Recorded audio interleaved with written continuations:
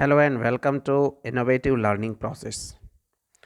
Now we will take the second part of Ancient History. मौर्योत्तर काल। यह मौर्यों के बाद में यह काल आता है। इसके अंतर्गत देखेंगे शीशे के सिक्के जारी किए थे हिंद यवन शासक स्ट्रेटो द्वितीय ने। हिंद यवन शासक स्ट्रेटो द्वितीय ने शीशे के सिक्के जारी किए। स्वर्ण सिक्के जारी किए थे इंडो ग्रीक ने, लेकिन नियमित रूप से और पूर्ण रूपेण कुषाणों ने शुरू किया था।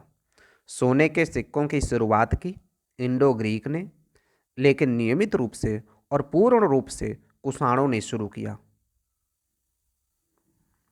बुद्ध का अंकन कनिष्क के सिक्कों पर है। कनिष्क के सिक्कों पर बुद्ध का अंकन है।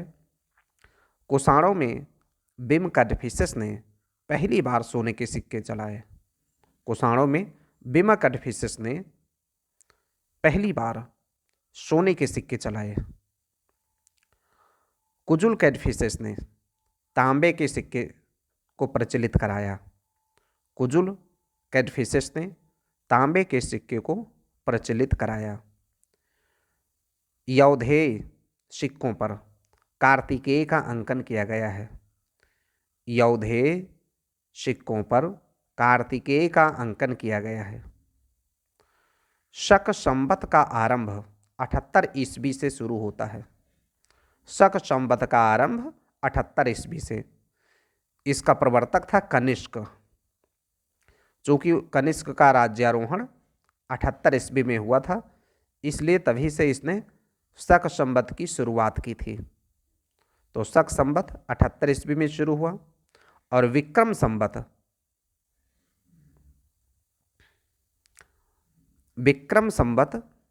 57 ईस्वी पूर्व में शुरू हुआ था। यानी विक्रम और शक संवत में अंतर 135 साल का है। आज का जो कैलेंडर है, इसमें 57 साल जोड़ने पर विक्रम संवत मिलेगा और आज के कैलेंडर में 78 साल घटाने पर शक संवत मिलेगा, क्योंकि शक संवत की शुरुआत हुई थी 78 एडी में और विक्रम संवत की शुरुआत हुई थी 57 बीसी में। कनिष्क के राजकवि अश्वघोष थे। इनकी रचनाएं हैं सौरानंद, बुद्ध चरित्र, शारीपुत्र प्रकरण। ये कनिष्क के राजकवि अश्वघोष की रचनाएं हैं। सौरानंद, बुद्ध चरित्र, शारीपुत्र प्रकरण। कनिष्क के दरबार में अश्वघोष, नागार्जुन, पार्श्व, चरक ये विद्वान रहते थे।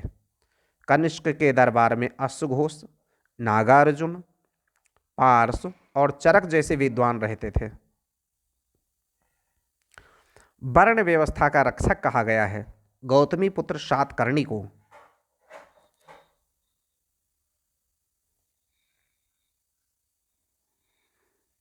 गौतमी पुत्र सातकर्णी को वर्ण व्यवस्था का रक्षक कहा गया है।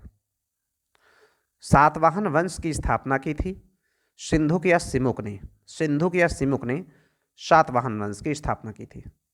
कर्ण वंश के राजा सुधर्मा का वध कर दिया और उसके बाद में सातवाहन वंश की स्थापना की। कर्ण वंश के राजा सुधर्मा की हत्या करके सिंधुक या सिमुक ने सातवाहन वंश की स्थापना की थी। कनिष्क के राज्य की सीमा भारत से बाहर चीन के तुर्फान तक फैली हुई थी। कनिष्क की सीमा भारत से बाहर चीन के तुर्फान तक फैली हुई थी। बाल विवाह का आरंभ कुषाण काल में हुआ, यानी फर्स्ट एडी में, पहली शताब्दी ईस्वी में, जब कन्याओं का विवाह 8 से 10 साल के लिए योग्य माना जाता था। बाल विवाह का आरंभ कुषाण काल में शुरू हुआ, फर्स्ट एडी में। सातवाहनों ने सोने के सिक्के नहीं चलाए थे। सातवाहनों ने चांदी, तांबा, शीशे, पोटिन के सिक्के चलाए थे। लेकिन इन्होंने सोने के सिक्के नहीं चलाए। गांधार कला का संरक्षक शक और कुषाण ये दोनों थे। शक और कुषाण गांधार कला के संरक्षक थे। हरित स्तरित शिष्ट चट्टान का प्रयोग किया गया है गांधार कला में। हरित स्तरित शिष्ट चट्टान का प्रयोग किया गया है गांधार कला में, लेकिन इसी की अनुसरण में मथुरा कला में भी प्रयोग हुआ है। हरित स्तरित शिष्ट चट्टान का प्रयोग हुआ है। इसे यानी गौतमी पुत्र शातकर्णी को अद्वितीय ब्राह्मण या ब्राह्मणों का एकमात्र रक्षक कहा गया है। गौतमी पुत्र शातकर्णी को एकमात्र या अद्वितीय ब्राह्मण या ब्राह्मणों का एकमात्र रक्षक कहा गया है। एक ब्राह्मण गौतमी पुत्र शातकर्णी को एक ब्राह्मण या अद्वितीय ब्राह्मण या ब्राह्मणों का एकमात्र रक्षक कहा गया है। कुषाणों की सशक्त नौसेना का प्रमाण नहीं मिलता है, यानी कि कुषाणों की सशक्त नौसेना का कोई प्रमाण मौजूद नहीं है। कलिंग का चेदिवंशीय शासक खारवेल जैन धर्म का समर्थक था। चेदिवंशी शासक खारवेल जैन धर्म का समर्थक था। आते हैं गुप्त और गुप्तोत्तर युग में। प्रयाग प्रशस्ति में जहांगीर का लेख और अशोक के लेख भी हैं। प्रयाग प्रशस्ति इलाहाबाद में जहांगीर का लेख है और अशोक के लेख भी हैं। लौह स्तंभ मेहरौली, लौह स्तंभ जो मेहरौली दिल्ली में है, ये दिल्ली की कुतुब मीनार के पास में है। चंद्र राजा की उपलब्धियों का वर्णन किया गया है इसमें। मेहरौली दिल्ली में लौह स्तंभ है, दिल्ली की कुतुब मीनार के पास में चंद्र राजा की उपलब्धियों का वर्णन किया गया है इस मेहरौली के लौह स्तंभ में। गुप्त शासक चंद्रगुप्त द्वितीय से मेल करते हैं इसका, यानी कि जिस चंद्र राजा की उपलब्धियों का वर्णन है उसका मिलान किया जाता है कि वो चंद्र राजा चंद्रगुप्त द्वितीय था, गुप्त शासक। हूणों का पहली बार आक्रमण स्कंदगुप्त के शासन में हुआ था। यह पहला भारतीय आक्रमण था हूणों का। हूणों का पहला आक्रमण हुआ था स्कंदगुप्त के शासन में। यह हूणों का पहला आक्रमण था। चंद्रगुप्त द्वितीय ने अंतिम शक राजा जो पश्चिम भारत के रुद्र सिंह तृतीय को हराकर नष्ट किया शक सत्ता को। चंद्रगुप्त द्वितीय ने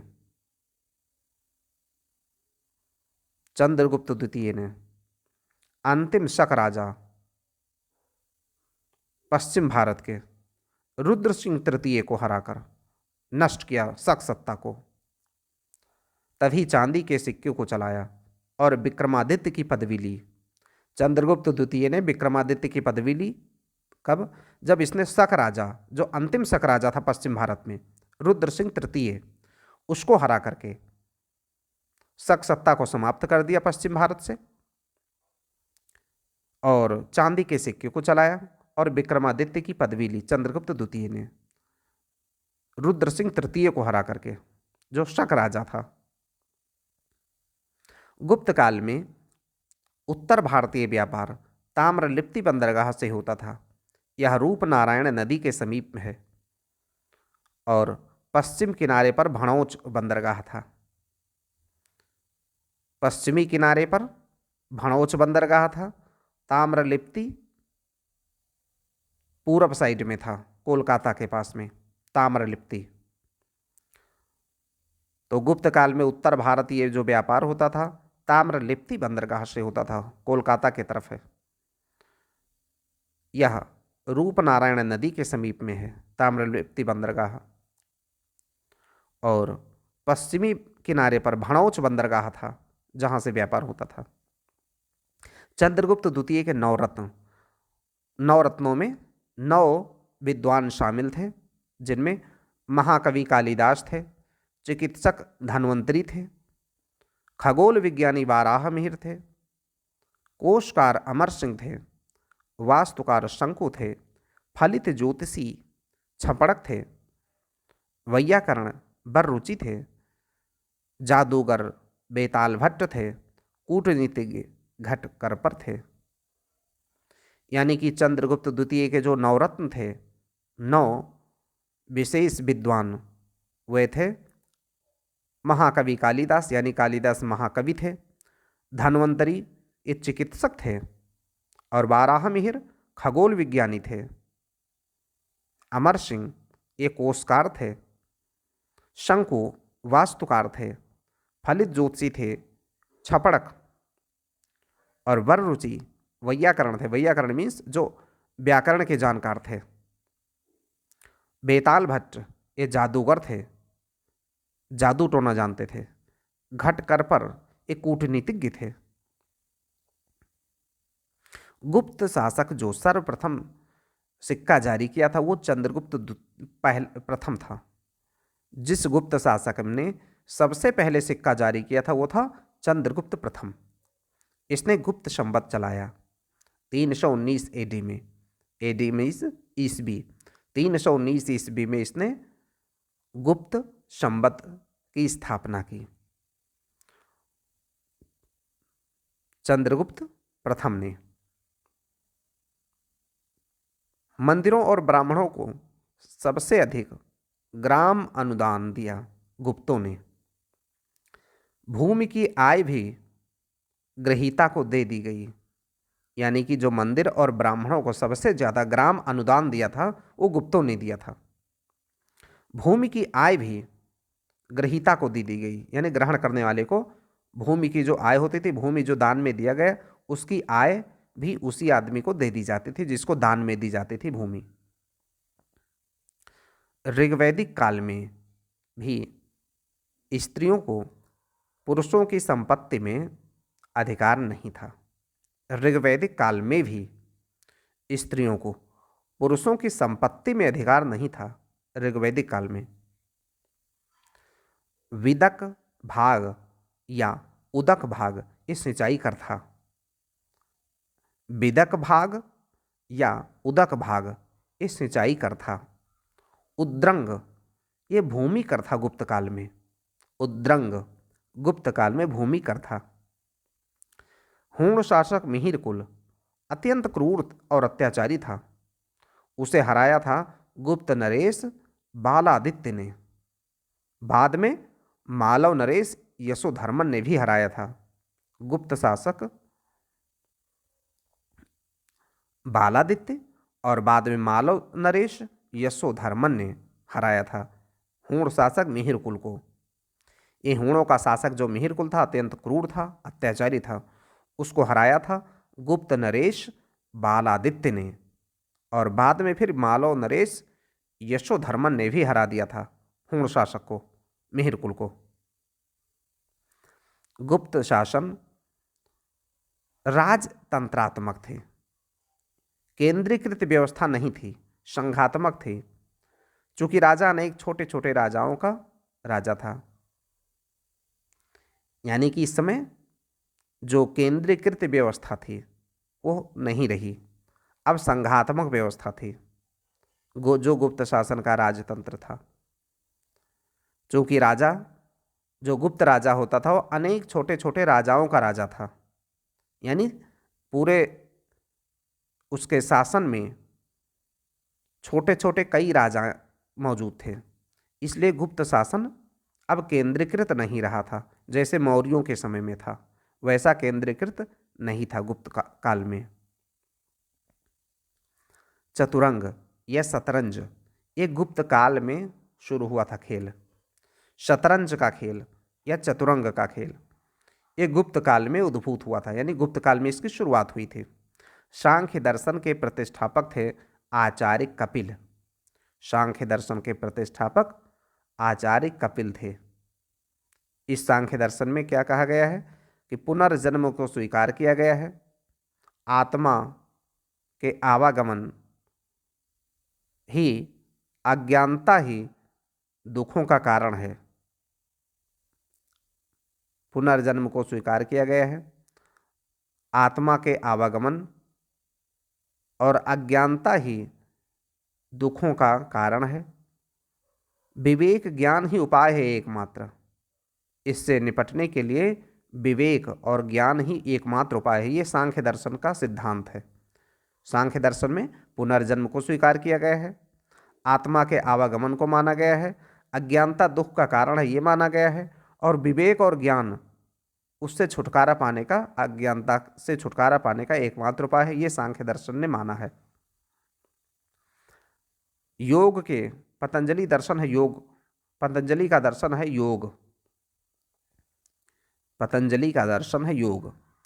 योग के अष्टांग, अष्टांग का मतलब 8 अंग, यम नियम आसन प्राणायाम प्रत्याहार धारणा ध्यान समाधि, ये 8 इसके नियम हैं योग के। यम नियम आसन प्राणायाम प्रत्याहार धारणा ध्यान समाधि। महाभाष्य के लेखक पतंजलि पुष्यमित्र शुंग के समकालीन थे। महाभाष्य के लेखक थे पतंजलि।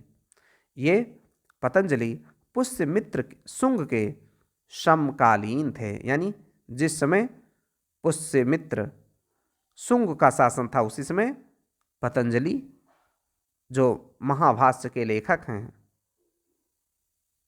वो उसी समय थे।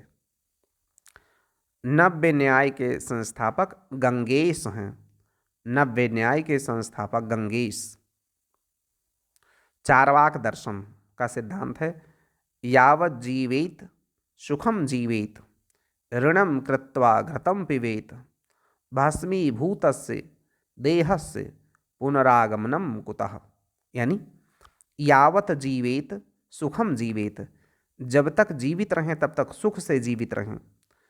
ऋणम कृत्वा घृतम पिबेत, कर्ज लेकर के, ऋण लेकर के घी पीना चाहिए।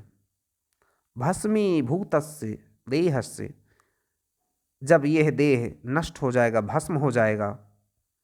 पुनरागमनम कुतः, तो दोबारा से इस धरती पर आगमन कहाँ होगा, यानी कि यह चार्वाक का दर्शन है।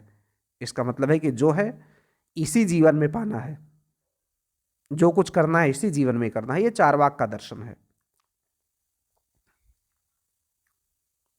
न्याय के प्रवर्तक हैं गौतम, न्याय के प्रवर्तक हैं गौतम। वैशेषिक के प्रवर्तक हैं कणाद। न्याय के प्रवर्तक हैं गौतम, वैशेषिक के प्रवर्तक हैं कणाद। मीमांसा के प्रवर्तक हैं जैमिनी, मीमांसा के प्रवर्तक हैं जैमिनी।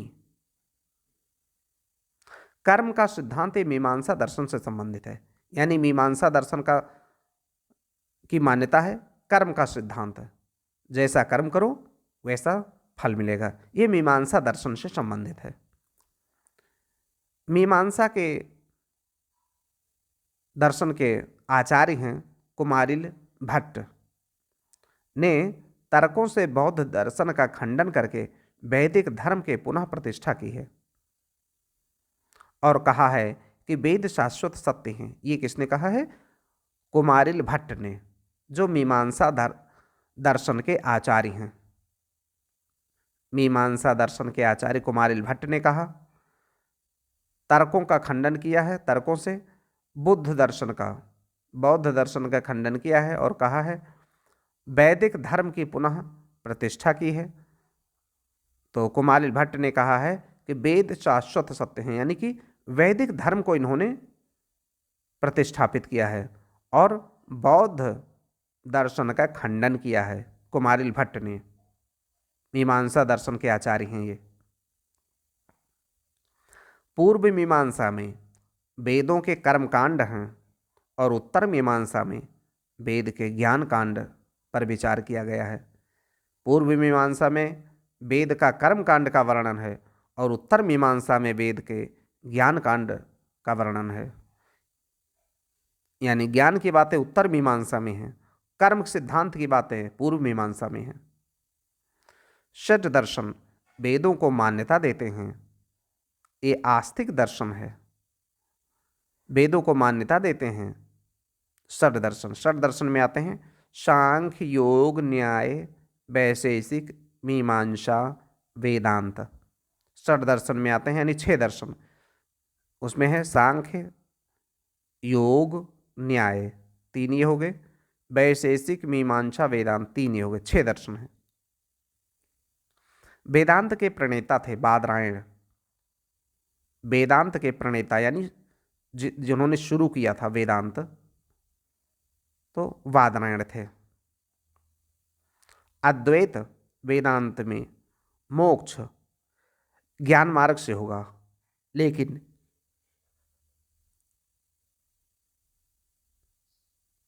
अद्वैत वेदांत में मोक्ष ज्ञान मार्ग से मिलेगा, लेकिन विशिष्ट अद्वैतवाद में मोक्ष भक्ति मार्ग से मिलेगा।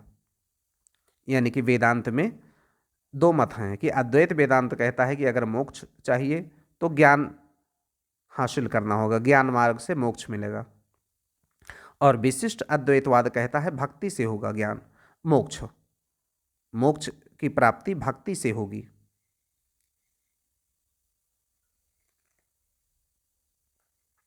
वेदांत वैदिक विचारधारा की पराकाष्ठा है। इसके 3 आधार हैं, उपनिषद, ब्रह्मसूत्र और भगवत गीता। उपनिषद, ब्रह्मसूत्र, भगवत गीता, 3 आधार हैं वेदांत के, और इन तीनों को वेदांत दर्शन की प्रस्थान त्रयी कहते हैं। इन तीनों को वेदांत दर्शन की प्रस्थान त्रयी कहते हैं, क्योंकि 3 है, उपनिषद, ब्रह्मसूत्र, भगवत गीता। चंद वंशीय शासकों का मूल स्थान त्रेता युग में प्रयाग और द्वापर युग में प्रतिष्ठानपुर, झूसी, इलाहाबाद में है। चंद्रवंशीय शासकों का जो मूल स्थान था त्रेता युग में प्रयाग था, और द्वापर युग में प्रतिष्ठानपुर यानी झूसी, इलाहाबाद के पास में चंद्रवंशी शासकों का मूल स्थान था। मौखरी ये गुप्तों के सामंत थे, गया के निवासी थे। इनकी राजधानी कन्नौज थी। मौखरी ये गुप्तों के सामंत थे, गया के निवासी थे, और इनकी राजधानी मौखरियों की कन्नौज थी। हर्ष की सूचना कल्हड़ की राजतरंगिणी में सूचना मिलती है, और कुछ बाणभट्ट के हर्ष चरित्र में सबसे ज़्यादा, हर्ष की सबसे ज़्यादा जो सूचना मिलती है बाणभट्ट के हर्ष चरित्र में मिलती है। कल्हड़ की राजतरंगिणी में थोड़ी बहुत सूचनाएं मिलती है हर्ष के बारे में। पुलकेशन द्वितीय का ऐहोल प्रशस्ति, पुलकेशन द्वितीय की ऐहोल प्रशस्ति है। हर्ष के समय ह्वेनसांग आया था, इसने सीयूकी लिखा। हर्ष के समय में ह्वेनसांग आया था, ह्वेनसांग ने सीयूकी की रचना की। ह्वेनसांग को यात्रियों का राजकुमार कहते हैं, यात्रियों का राजकुमार कहते हैं ह्वेनसांग को। सबसे प्राचीन भारतीय विहार नालंदा, बड़गांव में, पटना के समीप, कुमारगुप्त प्रथम के द्वारा बनवाया गया था। सबसे प्राचीन भारत में जो विहार है, विहार जो बौद्धों का स्थल है, ये नालंदा के बड़गांव में, पटना के समीप है। कुमारगुप्त प्रथम ने इसको बनवाया था, नालंदा महाविहार। आज इसको नालंदा विश्वविद्यालय के रूप में बदल दिया गया है। गुप्तोत्तर युग में व्यापारिक केंद्र उज्जैन से हटकर कन्नौज हो गया, और चूंकि त्रिपक्षीय युद्ध हुआ था, गुप्तोत्तर युग में व्यापारिक केंद्र उज्जैन से हट करके कन्नौज हो गया, क्योंकि त्रिपक्षीय युद्ध हुआ था।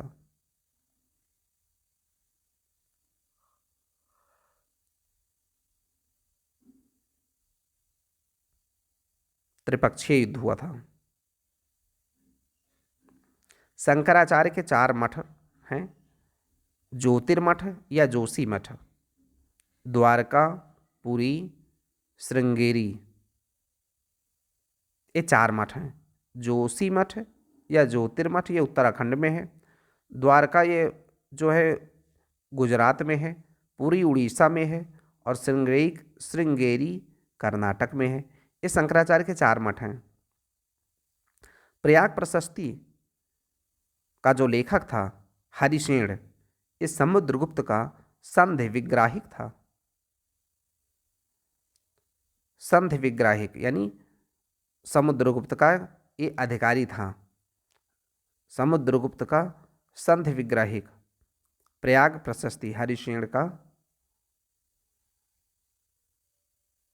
प्रयाग प्रशस्ति ये हरिशेण की रचना है। और समुद्रगुप्त का संधि विग्राहिक था हरिशेण, इसने प्रयाग प्रशस्ति लिखा था। अब है स्थापत्य कला प्राचीन भारत में। चंदेलों ने खजुराहो के मंदिर 950 से 1050 एडी में बनवाया। चंदेलों ने खजुराहो के मंदिर 950 से 1050 एडी में बनवाया।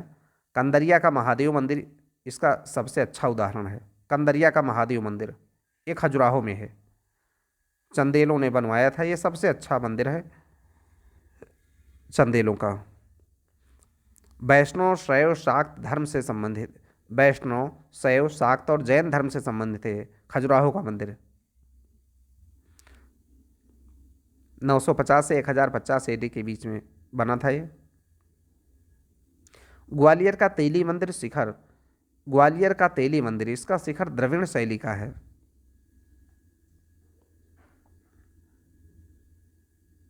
ग्वालियर का जो तेली मंदिर है इसका शिखर द्रविड़ शैली में है। आबू के दिलवाड़ा जैन मंदिर संगमरमर से बना है। जो माउंट आबू का दिलवाड़ा का जैन मंदिर है राजस्थान में, इस संगमरमर से बना है। गुजरात के चालुक्य सोलंकी शासक भीमदेव प्रथम के सामंत बिमल शाह ने बनवाया था। ये राजस्थान में जो माउंट आबू के दिलवाड़ा का जैन मंदिर है, इसको गुजरात के चालुक्य शासक यानी सोलंकी शासक भीमदेव प्रथम के सामंत बिमल शाह ने बनवाया था।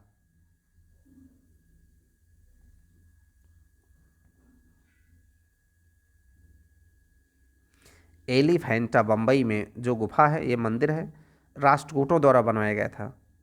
शिव से संबंधित है, लेकिन 2 बौद्ध गुफाएं भी हैं। त्रिमूर्ति शिव प्रतिमा यहीं मिलती है एलिफेंटा बम्बई में।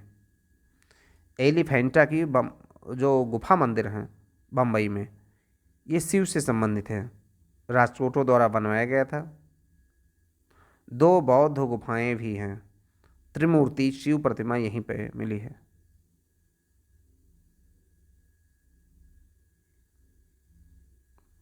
गुप्त काल में गुफा चित्रांकन के 2 उदाहरण हैं। अजंता की गुफा वो बौद्धों से संबंधित है, और बाघ की गुफाएं जो लोक जीवन का चित्र है, यानी कि आम जनजीवन का चित्रण किया गया है बाघ की गुफाओं में। और अजंता की गुफाओं में बौद्ध धर्म से संबंधित चित्र बने हैं। तो 2 उदाहरण है गुप्त काल में गुफा चित्रांकन के।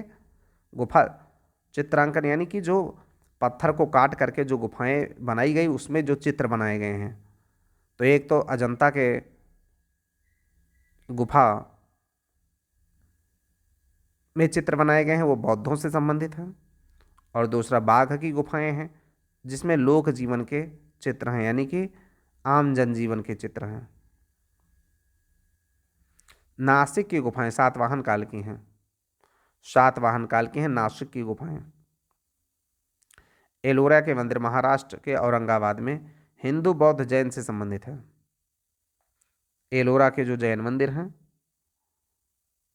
एलोरा में जो महाराष्ट्र के औरंगाबाद में एलोरा मंदिर है, हिंदू बौद्ध और जैन तीनों से संबंधित है एलोरा मंदिर।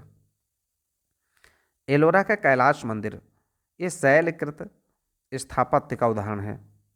एलोरा के कैलाश मंदिर को राष्ट्रकूट कृष्ण प्रथम ने बनवाया था। एलोरा का कैलाश मंदिर राष्ट्रकूट कृष्ण प्रथम ने बनवाया था। ये कैलाश मंदिर, एलोरा का कैलाश मंदिर हिंदू, बौद्ध, जैन तीनों से संबंधित है। पांडुलेण ये नासिक के बौद्ध गुफाओं को कहते हैं। नासिक की बौद्ध गुफाओं को पांडुलेण कहते हैं।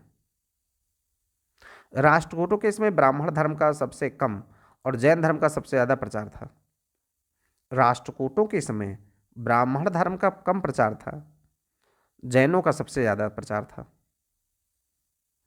अमोघ वर्ष राष्ट्रकूट शासक का गुरु, अमोघ वर्ष जो राष्ट्रकूट शासक था इसका गुरु जिनशेन ने आदि पुराण की रचना की। राष्ट्रकूट अमोघ वर्ष का गुरु जिनशेन था, उसने आदि पुराण की रचना की। जिनशेन ने आदि पुराण की रचना की। बराबर की गुफाएं, अशोक ने इसमें कर्ण चौपार, विश्व झोपड़ी, सुदामा गुफा है। बराबर की गुफाओं का निर्माण कराया था अशोक ने। इसमें कर्ण चौपार, विश्व झोपड़ी, सुदामा गुफा हैं बराबर की गुफाओं में। अजंता की गुफाएं 2nd BC से 7th AD तक। अजंता की गुफाएं 2nd BC यानी कि ईस्वी पूर्व 2 से और 7वीं शताब्दी तक अजंता की गुफाएं, इनका अजंता की गुफाओं को तैयार किया गया है। वाकाटक नरेश के द्वारा बनाई गई हैं अजंता की गुफाएं। गुप्तों में ने भी संरक्षण किया है अजंता की गुफाओं को। ब्राह्मण और बौद्ध यानी महायान धर्म से संबंधित है। इसमें मरणासन्न राजकुमारी का चित्र है। फूल, पत्ती, पशु, वृक्ष, जातक कथाओं का चित्र है अजंता की गुफाओं में। अजंता की गुफाओं को तैयार करवाया गया था वाकाटक नरेश के द्वारा, लेकिन गुप्तों ने भी संरक्षण किया है अजंता की गुफा को। इसका समय है 2nd BC से 7th AD यानी कि 900 साल तक इसमें लगभग इनका चित्रण रहा है।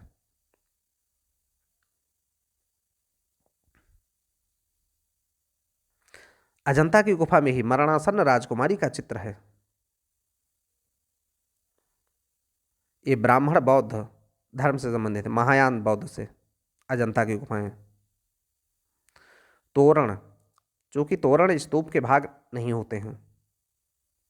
सांची स्तूप में भित्ति कला का साक्ष्य नहीं है।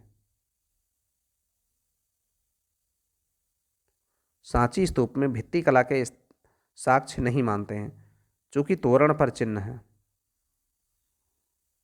और तोरण स्तूप के भाग नहीं होते हैं, इसलिए सांची के स्तूप को में भित्ति कला का साक्ष्य नहीं मानते हैं। भित्ति कला मीन्स दीवार पर जो कला होती है उसे भित्ति कला कहते हैं।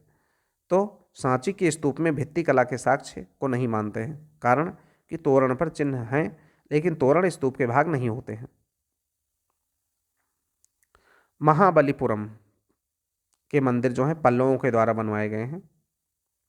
नरसिम्हा वर्मन प्रथम 630 से 668 ईस्वी में मामल्ल शैली का विकास हुआ। 2 प्रकार के स्मारक बने, मंडप और एकास्मक मंदिर या रथ।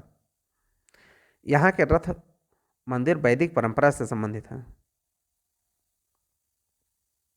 महाबलीपुरम के जो मंदिर हैं पल्लवों के द्वारा बनवाया गया है।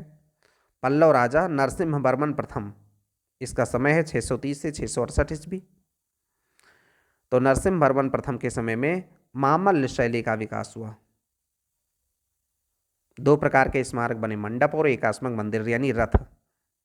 यहाँ के रथ मंदिर वैदिक परंपरा से संबंधित हैं। कोणार्क का सूर्य मंदिर,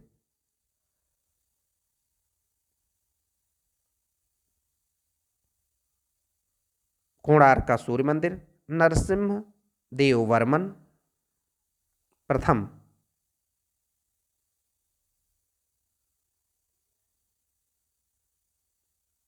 के मंत्री चोडगंग ने बनवाया था। कोणार्क का जो सूर्य मंदिर है इसको बनवाया था नरसिम्हदेव वर्मन प्रथम के मंत्री चोडगंग ने। कोणार्क का सूर्य मंदिर को ब्लैक पैगोडा कहते हैं। ब्लैक पैगोडा ये कहते हैं कोणार्क के सूर्य मंदिर को। मोढेरा का सूर्य मंदिर गुजरात में है और इसको सोलंकी शासक भीमदेव ने बनवाया था। मोढेरा का सूर्य मंदिर गुजरात में है, सोलंकी शासक भीमदेव के द्वारा बनवाया गया था। कंबोडिया या कंपूचिया अंकोर वाट का मंदिर सूर्यवर्मन द्वितीय द्वारा बनवाया गया था 12वीं शताब्दी में, द्रविड़ शैली में बना है। विश्व का सबसे बड़ा यह हिंदू मंदिर समूह है विष्णु का।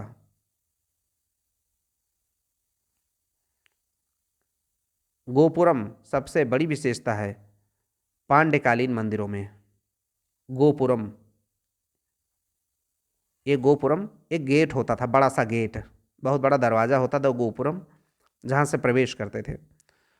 ये विशेषता पाई जाती है पांड्यकाल के मंदिरों में। कंबोडिया या कंपूचिया अंकोर वाट का मंदिर, ये सूर्यवर्मन द्वितीय के द्वारा द्रविड़ शैली में हिंदू मंदिर समूह विष्णु भगवान का सबसे बड़ा मंदिर है।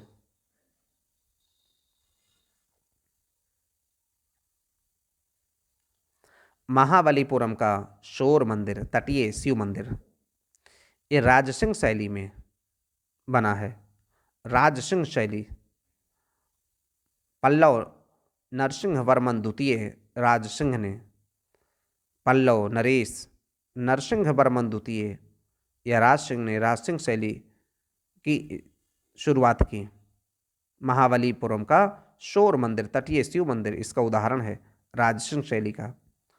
सप्तरथ मंदिर, सप्त पैगोडा, नरसिंह वर्मन प्रथम के द्वारा, इसमें द्रौपदी रथ सबसे छोटा है। जो सप्त रथ मंदिर, सप्त पैगोडा नरसिंह वर्मन प्रथम के द्वारा बनवाया गया, द्रौपदी रथ इसमें सबसे छोटा है। महाबलीपुरम का शोर मंदिर, तटीय शिव मंदिर, राजसिंह शैली में पल्लव नरसिंह वर्मन द्वितीय राजसिंह ने बनवाया था।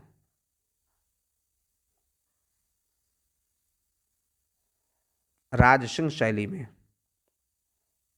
नरसिंह वर्मन द्वितीय राजसिंह शैली, इसमें है महाबलीपुरम का शोर मंदिर, सप्तरथ मंदिर, सप्त पैगोडा नरसिंह वर्मन प्रथम के द्वारा।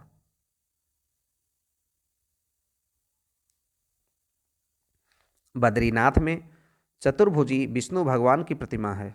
बद्रीनाथ में चतुर्भुजी विष्णु भगवान की प्रतिमा है। बैजनाथ धाम में शंकर जी की मूर्ति है। बैजनाथ धाम में उड़ीसा में शंकर जी की मूर्ति है।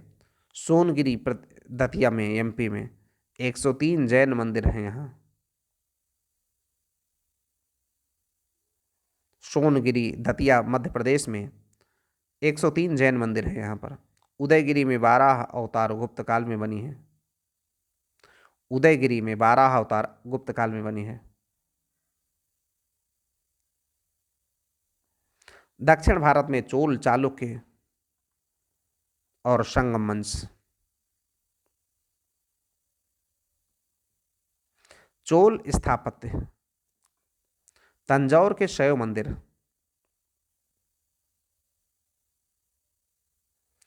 चोल स्थापत्य तंजौर के शैव मंदिर जो राजराजेश्वर या बृहदीश्वर के नाम से प्रसिद्ध है, राजराज प्रथम के द्वारा बनवाया गया था। चोल स्थापत्य तंजौर के शैव मंदिर जो राजराजेश्वर या बृहदीश्वर के नाम से प्रसिद्ध है, राजराज प्रथम के द्वारा बनवाया गया था। भारत में द्रविड़ शैली का सर्वोत्तम नमूना ये राजराजेश्वर या बृहदीश्वर मंदिर है। यहाँ विशालतम नंदी की मूर्ति है। चोल स्थापत्य तंजौर के शैव मंदिर जो राजराजेश्वर या बृहदीश्वर के नाम से प्रसिद्ध है, राजराज प्रथम ने बनवाया था। भारत में द्रविड़ शैली का सर्वोत्तम नमूना है। यहाँ विशालतम नंदी की मूर्ति है। चोलों की राजधानी तंजौर गंगैकोंडपुरम, चोलों की राजधानी तंजौर थी और दूसरी राजधानी थी गंगैकोंड चोलपुरम। गंगैकोंड चोलपुरम ये दूसरी राजधानी थी चोलों की। संगम काल में चोल राजधानी उरैयूर थी। संगम काल में जो चोलों की राजधानी थी वो उरैयूर थी। चोलों के समय कांस्य से नटराज शिव की मूर्तियां और पत्थर की मूर्तियां कम बनी। चोलों के इसमें कांस्य से नटराज शिव की मूर्तियां ज्यादा बनी। कांस्य से नटराज शिव की मूर्तियां ज्यादा बनी और पत्थर की मूर्तियां कम बनी चोलों के समय। चोलों की शक्तिशाली नौसेना भी थी। राजा अपने जीवन काल में ही अपना उत्तराधिकारी तय करता था। चोल राजा अपना उत्तराधिकारी तय कर देता था। चोलों के पास शक्तिशाली नौसेना भी थी। राजेंद्र प्रथम, चोल शक्ति का चरमोत्कर्ष यहां होता है राजेंद्र प्रथम के समय में।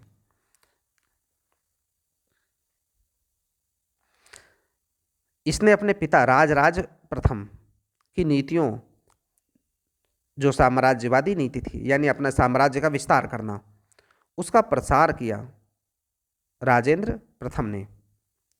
राजेंद्र प्रथम के पिता राजराज प्रथम था, उसने साम्राज्यवादी नीति अपनाई थी और उसी को फॉलो किया राजेंद्र प्रथम ने अपने पिता की नीति को। चोल शक्ति का ये चरमोत्कर्ष था। सबसे ज्यादा चोल शक्ति का विकास हुआ राजेंद्र प्रथम के समय। बंगाल की खाड़ी को इसने चोल झील बना दिया था। सिंघल राजा महेंद्र पंचम को इसने बंदी बना करके संपूर्ण श्रीलंका को जीत लिया था, क्योंकि इसके पिता राजराज प्रथम ने उत्तरी श्रीलंका जीता था और इसने पूरे श्रीलंका को जीत लिया था राजेंद्र प्रथम ने। इसके पिता ने राजराज प्रथम ने केवल उत्तर में हिस्सा जीता था श्रीलंका का और राजेंद्र प्रथम ने संपूर्ण श्रीलंका को जीत लिया था। सिंघल राजा, सिंघल कहते हैं श्रीलंका को, सिंघल राजा महेंद्र पंचम को इसने बंदी बना लिया और संपूर्ण श्रीलंका जीत लिया। गंगा घाटी को जीता जब इसने, तब इसने गंगैकोंड की उपाधि ली थी। गंगैकोंड की उपाधि तब ली जब इसने गंगा घाटी में जीता, उत्तर भारत में। नई राजधानी इसकी गंगैकोंड चोलपुरम थी। नई राजधानी इसने बनाया गंगैकोंड चोलपुरम, राजेंद्र प्रथम ने।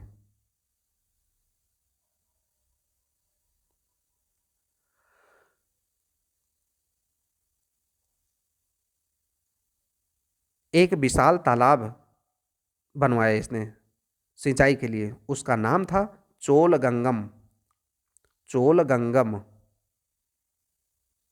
चोलगंगम, एक विशाल तालाब सिंचाई के लिए बनवाया था किसने? राजेंद्र प्रथम ने। चोल साम्राज्य के महत्ता का वास्तविक संस्थापक अरिमोली वर्मन यानी राजराज था 985 ईस्वी में। चोल राज्य का वास्तविक संस्थापक अरिमोली वर्मन यानी राजराज था 985 ईस्वी में। पहली बार स्थायी सेना और जल सेना का गठन किया इसने अरिमोली वर्जन यानी राजराज ने। भूमि की नाप करवाई, सोने चांदी तांबे के सिक्के चलाए इसने। जल सेना का गठन किया राजराज प्रथम ने। श्रीलंका के इसने उत्तरी भाग को ही केवल जीता था।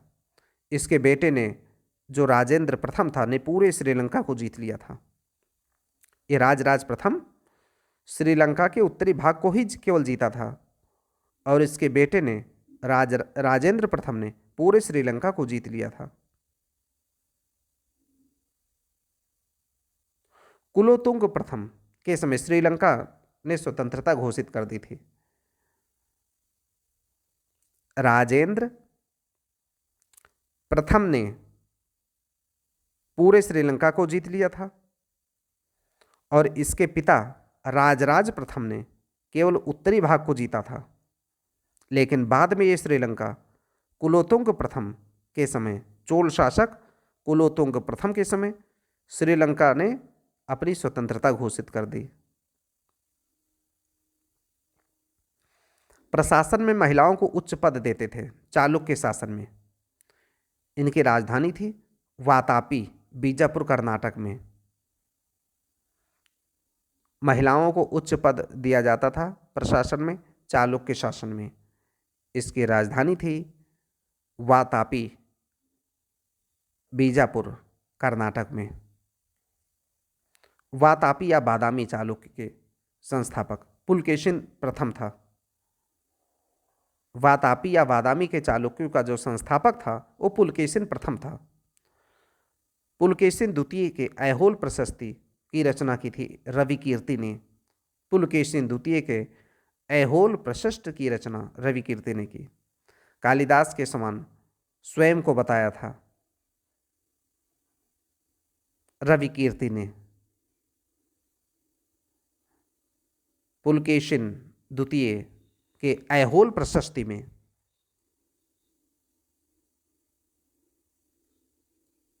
इसको लिखा है, पुलकेशिन द्वितीय के जो ऐहोल प्रशस्ति है इसको लिखा है रवि कीर्ति ने। और रवि कीर्ति ने इसी में बताया है कि कालिदास के समान वह विद्वान है, ऐसा बताया है रवि कीर्ति ने। कालिदास के समान स्वयं को बताया है। ऐहोल प्रशस्ति का लेखक रवि कीर्ति ने कहा है ऐसा। तोलकाप्पियम ये तमिल व्याकरण है, तोलकाप्पियर के द्वारा लिखा गया है, रचित है। तोलकाप्पियम तमिल व्याकरण है, तोलकाप्पियर ने इसको लिखा है। शिलप्पादिकारिकम, शिलप्पादिकारिकम इलंगो अडिगल ने लिखा है। इलंगो अडिगल ने लिखा है शिलप्पादिकारिकम। इसमें एक कोलन नाम का व्यापारी है और उसकी पत्नी कन्नगी की दुखद और मार्मिक प्रेम कथा है शिलप्पादिकारिकम में। इलंगो अडिगल ने इसको लिखा है शिलप्पादिकारिकम को।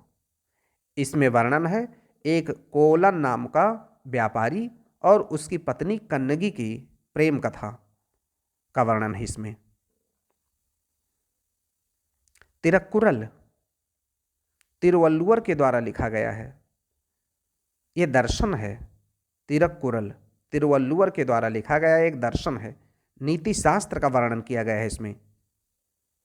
तिरुक्कुरल में तिरुवल्लुवर ने लिखा है इसको, नीति शास्त्र का वर्णन है इसमें तिरुक्कुरल में। मणिमेखलय एक वणिक कथा है। मणिमेखलय की रचना शीतलय सत्यनार ने की है। मणिमेखलय की रचना शीतलय सत्यनार ने की है। यह वणिक कथा है, यानी व्यापारी की कथा है। मणिमेखलय शीतलय सत्यनार ने लिखा है, शीतलय सत्यनार ने लिखा है मणिमेखलय। एम्फोरा जार ये अरिकामेडू से प्राप्त हुआ है। दोनों तरफ हत्थे वाला लंबा जार है, रोम से इसको मंगाते थे। एम्फोरा जार कहाँ से मिला है? अरिकामेडू से। अरिकामेडू तमिलनाडु के पास है अरिकामेडू। अरिकामेडू से एम्फोरा जार मिला है, जो दोनों तरफ इसमें हत्थे लगे होते थे, लंबा जार है। यह रोम से मंगाया जाता था प्राचीन समय में। कुरल या मुप्पाल ये तिरुवल्लुवर के द्वारा लिखा गया है। तिरुवल्लुवर ने लिखा है कुरल या मुप्पाल, कुरल या मुप्पाल। ये धार्मिक कविताएं हैं। तमिल साहित्य का बाइबिल और लघु वेद कहा जाता है इसको, कुरल को। तमिल रामायण कंबन ने लिखा है। तमिल साहित्य का बाइबिल कहा जाता है या लघु वेद कहा जाता है कुरल को। कुरल में धार्मिक कविताएं हैं। तमिल रामायण लिखा है कंबन ने। तक्कोलम के युद्ध में राष्ट्रकूट कृष्ण तृतीय ने चोलों को हराया था और तंजौर पर अधिकार कर लिया। तक्कोलम के युद्ध में राष्ट्रकूट कृष्ण तृतीय ने चोलों को हराया था, तंजौर पर अधिकार कर लिया।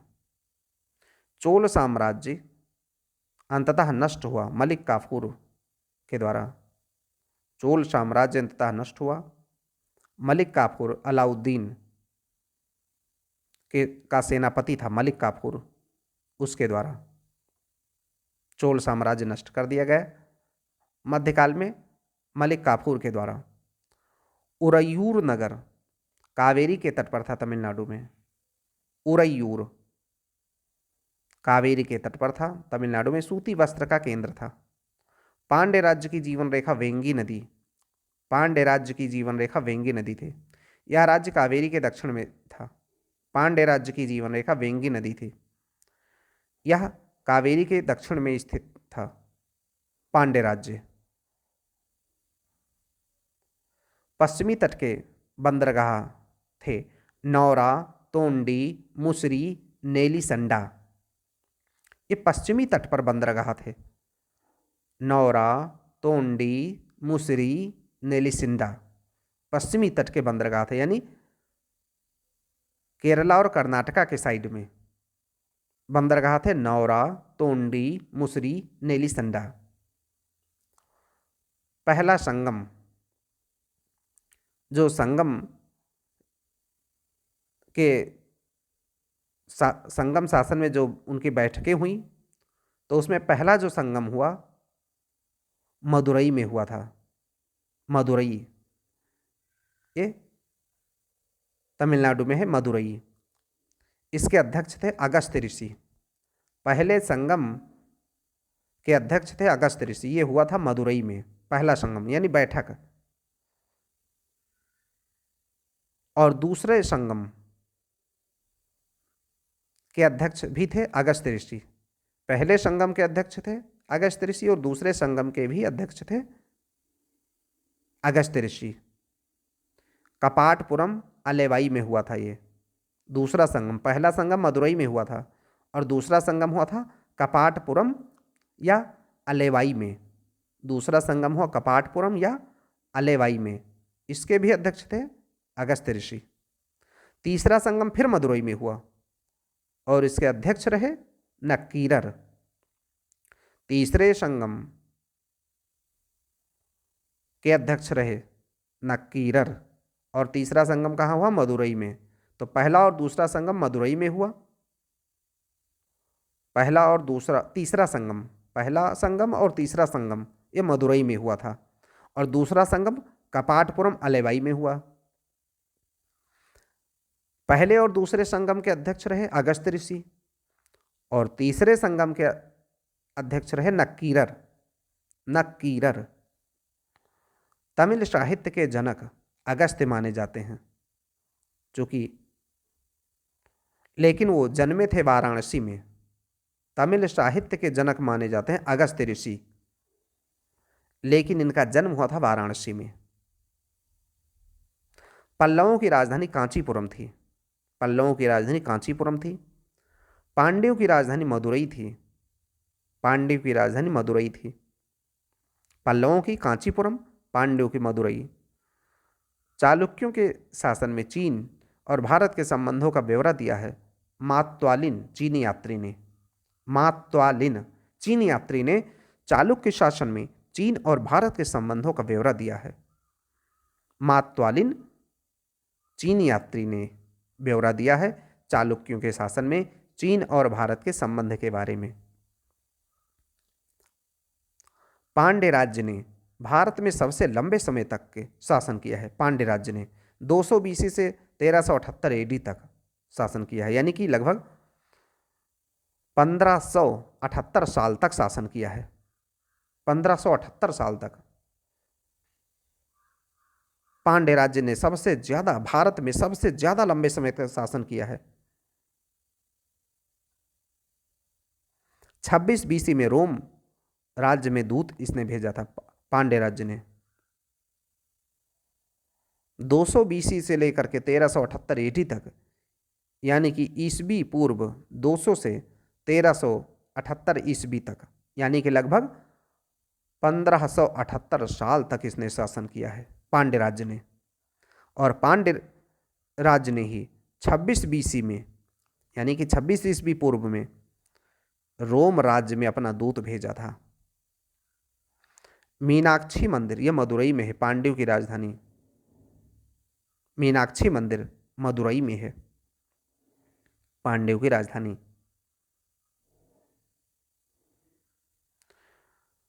प्राचीन साहित्य और साहित्यकार, इतिहास का पिता कहा जाता है हेरोडोटस को। इसकी पुस्तक है हिस्टोरिका। इतिहास का पिता कहा जाता है हेरोडोटस को। इसकी पुस्तक है हिस्टोरिका। बाराहमिहिर की पंच सिद्धांतिका यूनानी ज्योतिर्विद्या पर आधारित है। बाराहमिहिर की किताब है पंच सिद्धांतिका, यूनानी ज्योतिर्विद्या पर आधारित है ये पंच सिद्धांतिका, बाराहमिहिर की रचना है। मिलिंद पन्हो, ये बौद्ध भिक्षु नागसेन और राजा मिलिंद की बातचीत है इसमें। मिलिंद पन्हो में, पन्हो का मतलब प्रश्न, मिलिंद के प्रश्न। मिलिंद पन्हो ये बौद्ध भिक्षु नागसेन और राजा मिलिंद की बातचीत है। राजा मिलिंद कौन था? हिंद यवन मिनांडर, हिंद यवन शासक मिनांडर था राजा मिलिंद। हिंद यवन शासक मिनांडर, जिसका नाम था राजा, जिसका नाम था मिलिंद। तो मिलिंद पन्हो, इन दोनों नागसेन बौद्ध भिक्षु और राजा मिलिंद की बातचीत है इसमें। इसमें राजा मिलिंद ने बहुत सारे प्रश्न किए और उसका उत्तर बौद्ध भिक्षु नागसेन ने दिया है, इसलिए इसका नाम है मिलिंद पन्हो। कादंबरी बाणभट्ट के द्वारा लिखा गया है। हर्ष के दरबार में रहता था। कादंबरी रचना है बाणभट्ट की, हर्ष के दरबार में रहता था बाणभट्ट। कादंबरी को लिखा है बाणभट्ट ने। ये बाणभट्ट हर्ष के दरबार में रहता था। कल्हड़ केस में कश्मीर का शासक जयसिंह था। कल्हड़ केस में कश्मीर का शासक जयसिंह था। राजतरंगिणी में 8 तरंग हैं और 8000 श्लोक हैं।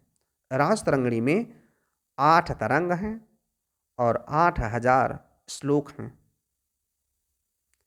कल्हड़ केस में कश्मीर का शासक जयसिंह था। अश्वघोष कनिष्क के राजकवि थे। अश्वघोष, इनकी रचनाएं हैं बुद्ध चरित्र, सौरानंद, सारीपुत्र, प्रकरण। अश्वघोष की रचनाएं हैं बुद्ध चरित्र, सौरानंद, सारीपुत्र, प्रकरण। ये कनिष्क के राजकवि हैं। हर्ष के 3 नाटक हैं संस्कृत में, प्रियदर्शिका, रत्नावली, नागानंद। हर्ष के 3 नाटक हैं, प्रियदर्शिका, रत्नावली, नागानंद। बृहत संहिता लिखा है बाराहमिहिर ने। बृहत संहिता लिखा है बाराहमिहिर ने। प्रबंध चिंतामणि लिखा है मेरुतुंग ने। प्रबंध चिंतामणि लिखा है मेरुतुंग ने। कर्पूर मंजरी को लिखा है राजशेखर ने। राजशेखर ने लिखा है कर्पूर मंजरी। पुष्यमित्र शुंग के पुत्र अग्निमित्र और मालविका की प्रणय गाथा मालविका अग्निमित्रम में लिखी गई है कालिदास के द्वारा। पुष्यमित्र शुंग के पुत्र अग्निमित्र और मालविका की प्रणय गाथा, प्रेम कथा लिखी गई है मालविका अग्निमित्रम में, कालिदास ने लिखा है। स्वप्न वासव दत्ता भास के द्वारा लिखा गया नाटक है ये। स्वप्न वासव दत्ता, स्वप्न वासव दत्ता भास के द्वारा लिखा गया नाटक है। गीत गोविंद जयदेव, गीत गोविंद को लिखा है जयदेव ने। गीत गोविंद रचना है जयदेव की। ये जयदेव लक्ष्मण सेन के दरबार में रहते थे। जयदेव लक्ष्मण सेन के दरबार में रहते थे। सेन शासक, सेन शासक लक्ष्मण सेन के यहाँ रहते थे जयदेव, और इन्होंने लिखा था गीत गोविंद। पंचतंत्र का फारसी में अनुवाद किया अनवार ए सुहैली नाम से। पंचतंत्र का जो विष्णु शर्मा ने लिखा है पंचतंत्र को, और इसका फारसी में अनुवाद किया गया अनवार ए सुहैली नाम से। पंचतंत्र का फारसी अनुवाद है अनवार ए सुहैली। कातंत्र एक व्याकरण है, आचार्य सर्ववर्मा ने लिखा है इसको। कातंत्र आचार्य सर्ववर्मा की रचना है। आचार्य सर्ववर्मा की रचना है ये कातंत्र। ये व्याकरण का ग्रंथ है। लीलावती ये बीजगणित की किताब है। इसके लेखक हैं भास्कराचार्य। लीलावती बीजगणित की किताब है, इसको लिखा है भास्कराचार्य ने। दशमलव के स्थानिक मान की खोज आर्यभट्ट ने की थी। आर्यभट्टीय ग्रंथ लिखा। दशमलव के स्थानिक मान की खोज की थी आर्यभट्ट ने और आर्यभट्टीय ग्रंथ लिखा। मत्त विलास प्रहसन नाटक संस्कृत में पल्लव नरेश महेंद्र वर्मन ने। मत्त विलास प्रहसन नाटक संस्कृत में पल्लव नरेश महेंद्र वर्मन ने लिखा है इसको। पल्लव नरेश महेंद्र वर्मन ने लिखा है संस्कृत में मत्त विलास प्रहसन नाटक। इसमें सामाजिक धार्मिक जीवन के बारे में है, धार्मिक आडंबर पर कटाक्ष है इसमें मत्त विलास प्रहसन में। प्राचीन भारत का प्रथम विधि निर्माता मनु को कहते हैं। प्राचीन भारत के प्रथम विधि निर्माता मनु थे। शून्य का आविष्कार 2 BC में अज्ञात भारतीय ने किया। अरबों ने भारत से सीखा इसको और यूरोप में फैलाया। शून्य का आविष्कार 2 BC में यानी कि 2 शताब्दी ईस्वी पूर्व।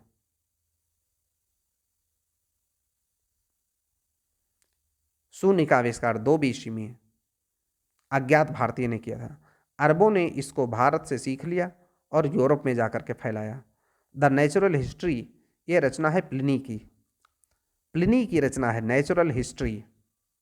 नेचुरल हिस्ट्री प्लिनी की रचना है नेचुरल हिस्ट्री।